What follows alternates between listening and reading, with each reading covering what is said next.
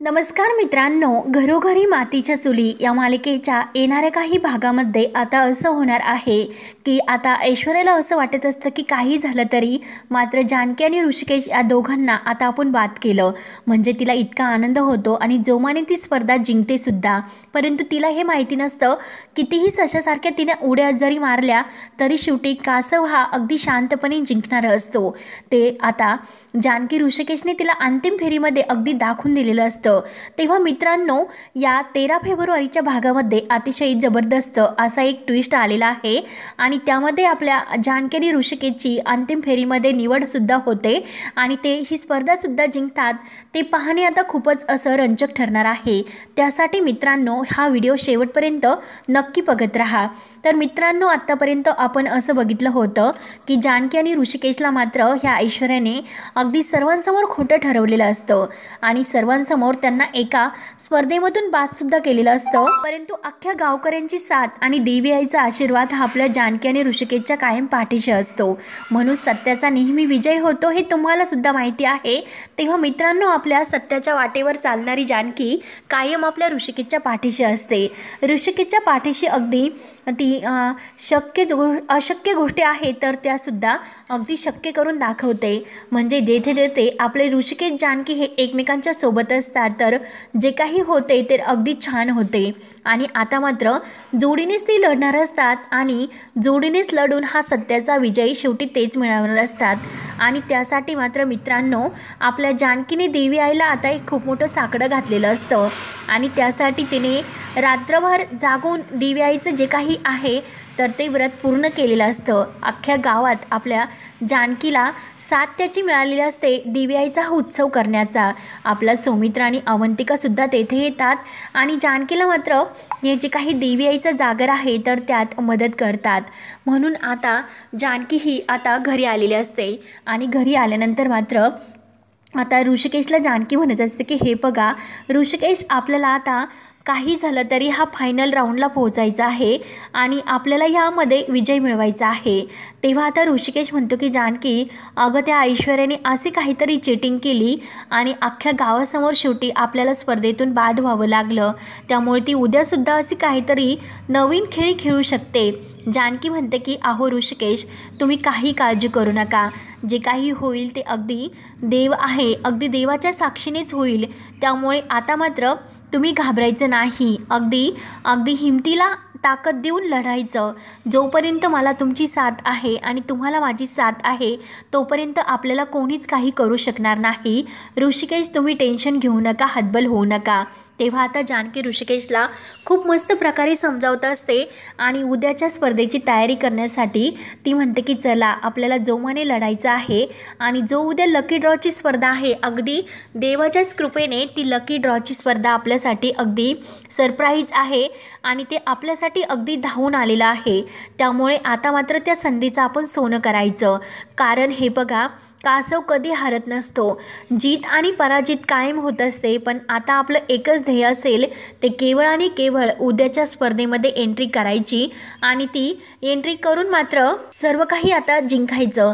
तेव्हा आता ऋषिकेश म्हणतो की बरं जानकी, तू कायम इतकी निर्धार, म्हणजे इतकं कसं स्वतःला तू इतकी सहनशीलता आहेस ग, कारण मी एक गुणामध्ये म्हणजे एक स्पर्धा हरलो आणि ऐश्वर्याच्या कारस्थानामुळे अगदी मला खूप टेन्शन आलं, पण तरीसुद्धा जानकी, अगं तू किती अशी शांत राहते आणि शांत राहून सर्व काही अगदी सहन करून घेते, परंतु मला तर खूप टेन्शन आले। तेव्हा आता जानकी म्हणते की ऋषिकेश, टेन्शन घेऊ नका, चला आपल्याला देवी आईच्या मंदिरात जायचं आहे आणि ओवीसुद्धा आलेली आहे, ओवीलासुद्धा ती तयार व्हायला सांगते आणि आता मात्र सौमित्राला सुद्धा फोन करते आणि सौमित्राला म्हणत असते की हे बघ सौमित्र भाऊजी, तुम्ही अवंतिकाला आणि आईंना घेऊन देवी आईच्या मंदिरात या, आपल्याला मात्र तेथे आता जागरण करायचं आहे, आपल्याला देवी आईचा जागर करण्याची खूप आवश्यकता आहे।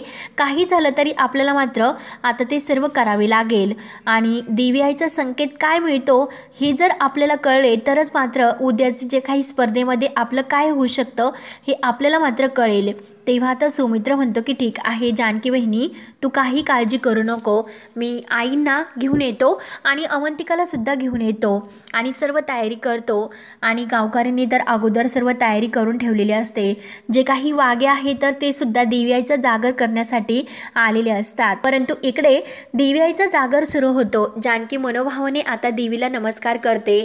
देवीला म्हणत असते की आई, आमच्या संकटाची वेळ आलेली आहे आणि या संकटातून आम्हाला मुक्तता दे, कारण या संकटावर अख्ख्या गावाचा विजय आहे. आणि जर मात्र आम्ही ही स्पर्धा हरलो आणि जे ऐश्वर्या आणि सारंग हे स्पर्धा जिंकले तर मात्र अख्ख्या गावाचं त्यात वाटोळ होईल आणि सत्याच्या मार्गाने आम्ही जे काही करतो ते गावकऱ्यांच्या भल्यासाठी करतो, हे तर तुला माहितीच आहे. त्यामुळे आई प्लीज आम्हाला यातून मार्ग दाखव आणि आम्हाला तुझ्या आशीर्वादाची खूप अशी गरज आहे. तेव्हा आता जे काही देवीआईचा उजवा कौल आहे तर तो आपल्या जानकी आणि ऋषिकेशला मिळतो. देवीआईचा उजवा कौल मिळाल्यामुळे मात्र आता सर्वजण अगदी खुश होतात, कारण आपल्या जानकी आणि ऋषिकेशला देवीआईचा अगदी साथ आहे हे सर्वांच्या लक्षात येते. म्हणून रात्रभर आता देवीआईचा जागर इकडे सुरू असतो. परंतु इकडे मात्र सारंग आणि ऐश्वर्या या दोघांना इतकं टेन्शन आलेलं असतं. परंतु त्या अगोदर मात्र आता ऐश्वर्याने एक काम केलेलं असतं. तिला माहिती असतं की आता मात्र जी लकी ड्रॉची जी काही ती पेटी आहे तर त्या पेटीतून मात्र आपले जानकी आणि ऋषिकेश या दोघांची चिठ्ठीच येऊन द्यायची नाही. जर त्यांची चिठ्ठी आपण त्यातून गायब करून टाकली तर मात्र ते उद्याच्या स्पर्धेसाठी लकी ड्रॉमध्ये नाही निघू शकत आणि हे जे काही सरप्राईज आहे ना तर ते मात्र त्यांच्यासाठी नसेल. आता त्यांची जर नावाची चिठ्ठी यात नसेल तर मात्र ते काही करू शकणार नाही. म्हणून जानकी आता त्या सुनीलला तेथे बोलावते आणि त्या सुनीलला तेथे बोलावून जानकी आणि ऋषिकेशच्या नावाची जी काही चिठ्ठी आहे तर ती यात निघायला नको म्हणून त्या बॉक्समधून ती चिठ्ठी काढण्याचा प्रयत्न करते. परंतु तिलाही माहिती नसतं, कारण आज मात्र जानकी ही देवाचा धावा करायला तिकडे गेलेली असते आणि देवाचा धावा करून मात्र आज मात्र ह्या ऐश्वर्याला तिच्या पापाची शिक्षा मिळणार असतात. ती कितीही आता स्वतःच्या अगदी म्हणजे इतकं कसोटीने जानकी आणि ऋषिकेश लढतात आणि त्यांचं कष्टाचं फळ हिसकावून घेणारी ऐश्वर्या मात्र रात्री 12च्या सुमारास तेथे आलेली असते आणि ती त्या सुनीलच्या मदतीने आता त्या बॉक्समधून ती चिठ्ठी काढते. परंतु देवीआईच्या चमत्काराने मात्र आता एक खूप मोठा असा अपशकुन तेथे घडलेला असतो. कारण जेव्हा ऐश्वर्या ती चिठ्ठी काढायला जाते त्याच वेळेस मात्र जे काही आपले अंशुमन विचारे आहे आणि जे आदित्य कश्यप आहे तर त्यांनी CCTV फुटेजचा कॅमेरा तेथे लावून ठेवलेला असतो की नक्की काय गडबड होते आणि हा जो काही प्रकार आहे तो सर्व काही CCTV फुटेजमध्ये कैद होतो. आणि उद्या मात्र हे CCTV फुटेज चेक केल्यानंतर ऐश्वर्याच्या कारस्थानाचा पर्दाफाश होऊन त्या सुनीलचं सुद्धा सत्य सर्वांसमोर येणार असतं.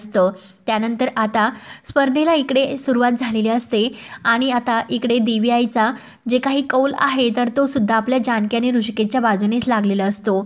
त्यानंतर मात्र आता जी काही अंतिम फेरी आहे तर त्या अंतिम फेरीला आता सुरुवात झालेली असते. सर्वजण आता ग्राउंडवर येऊन पोहोचतात. आपले अंशुमन विचारे आहे तर ते सर्वांना म्हणतात की चला आता आपण येऊन पोहोचलो आहे आपल्या अंतिम फेरीच्या जी काही आपला हा खेळ रंगलेला आहे आणि जी उत्सुकता लागलेली आहे ते आपल्या ह्या स्पर्धेचे विनर कोण असतील.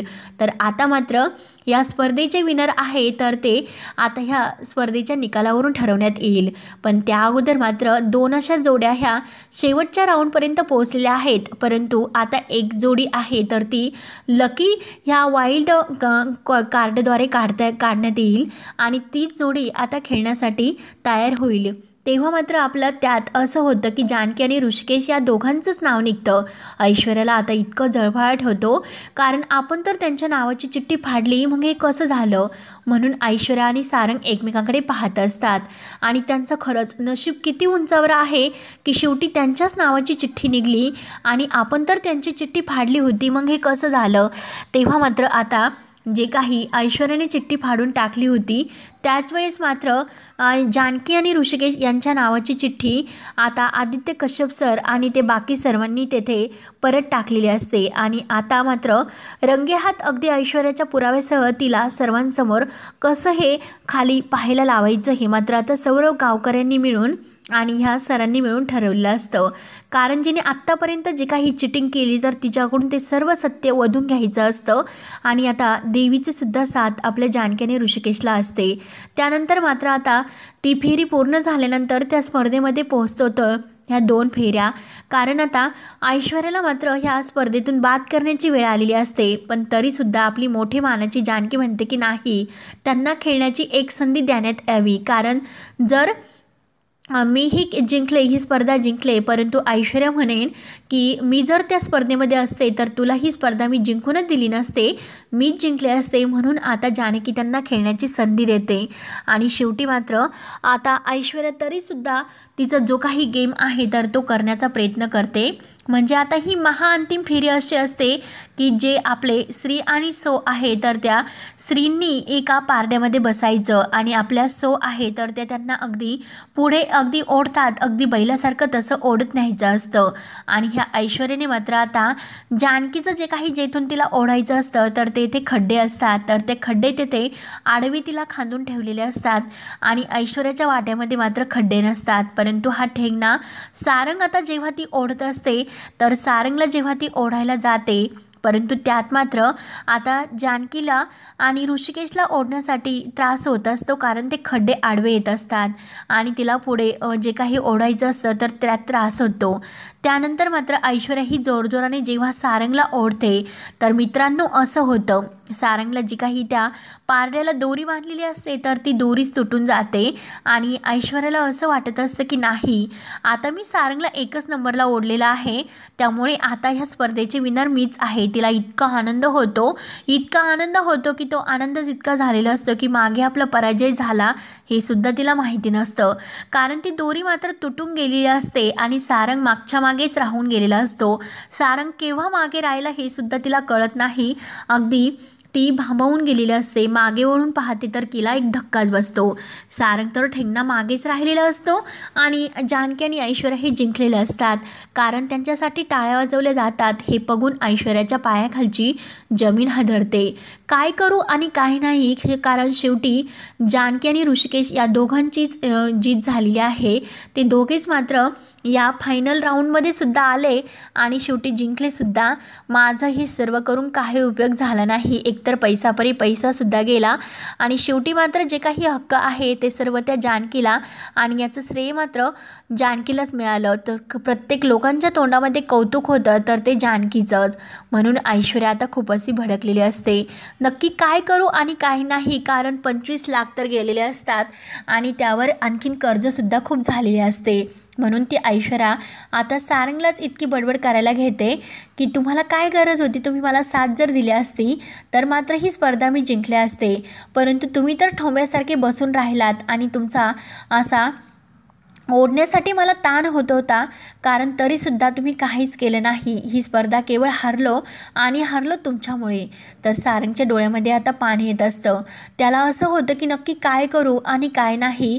आपण ह्या ऐश्वर्याचं ऐकायला नको होतं.